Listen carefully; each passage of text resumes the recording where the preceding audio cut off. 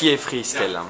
Donc Freescale est une société basée à Austin, Texas, qui est un des leaders mondiaux dans le domaine de l'électronique embarquée, avec 4 segments principaux: l'automobile, les applications industrielles, ça va depuis la centrale atomique jusqu'à votre machine à laver, les applications de communication, donc tout ce qu'il y a en communication avec et sans fil, et le marché du consommateur, des produits électroniques pour consommateurs. Alors l'un des marchés où vous êtes performant, c'est le e-book. Absolument. L'e-book a démarré aux États-Unis, dans la Silicon Valley. Nous étions très très proches des startups qui ont démarré ce nouveau produit, cette nouvelle famille de produits. Et aujourd'hui, nous avons des parts de marché très significatives dans ce segment. Alors qu'est-ce qui fait que c'est un marché particulier quand même qui fonctionne a priori très très bien aux États-Unis, peut-être un peu moins en Europe? Alors, je pense que c'est simplement un problème de délai. Le marché a décollé très vite aux États-Unis grâce essentiellement à un acteur, Amazon, qui a pu négocier rapidement avec les éditeurs les droits. Parce qu'il faut bien comprendre que la validité de l'e-reader, c'est dans la capacité d'acheter le livre que vous avez envie de lire. Et donc la négociation qui a pris place entre Amazon et les éditeurs aux États-Unis a été très rapide, et ils ont été très proactifs en termes de fourniture d'un catalogue complet.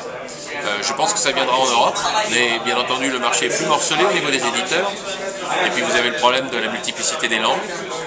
On voit par exemple qu'en Chine, où là aussi on a une unicité au niveau langue, le marché décolle très très vite.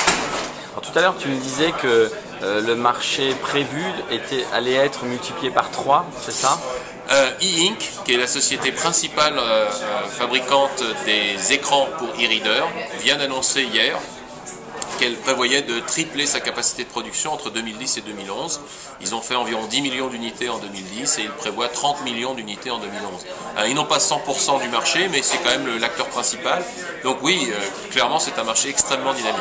Et alors, le marché est d'autant plus dynamique que on comprend bien que le contenu est au centre, mais pas simplement pour lire un livre ou lire son quotidien, même si c'est l'usage principal aujourd'hui. On a parlé tout à l'heure, tu m'as décrit, et peut-être revenir dessus, des usages qu'on risque de voir dans les mois et les années qui viennent. Oui, absolument. Aujourd'hui, c'est clair que le livre en lui-même est l'outil principal pour le développement de l'e-reader. Les quotidiens et les magazines sont en forte augmentation. Une prochaine génération d'e-reader va passer au mode couleur, qui je pense donnera encore plus d'attrait pour les magazines. Et puis, il y a tout un tas d'applications, je dirais, semi-professionnelles, qui peuvent être très intéressantes. Ouvrir la boîte à gants de votre voiture et avoir la documentation intégrale de la voiture sur un e-reader serait beaucoup plus pratique que d'avoir à parcourir les centaines de pages du mode d'emploi.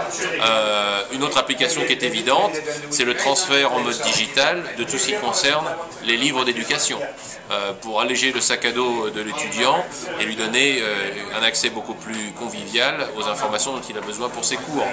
Un autre exemple, c'est la documentation de produits complexes. Par exemple, un Airbus, c'est des dizaines de milliers de pages de documentation technique. Porter ça sur e-reader rendrait la vie plus facile pour les techniciens de maintenance. Donc il y a tout un marché professionnel, semi-professionnel de l'e-reader qui n'est pas encore vraiment existant, mais qui représentera des volumes importants.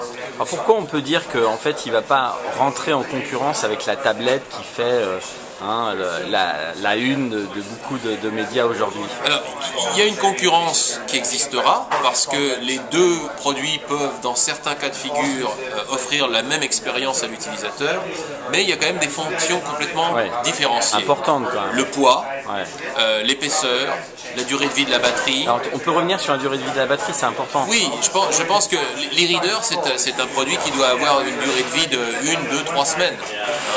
Il ne faut pas qu'on ait à se poser systématiquement la question de quand on le met en marche, est-ce qu'il reste de la batterie. Et puis, il y a aussi l'élément de lisibilité en plein soleil, qui n'est pas très bon pour la tablette, mais qui est excellent pour les readers.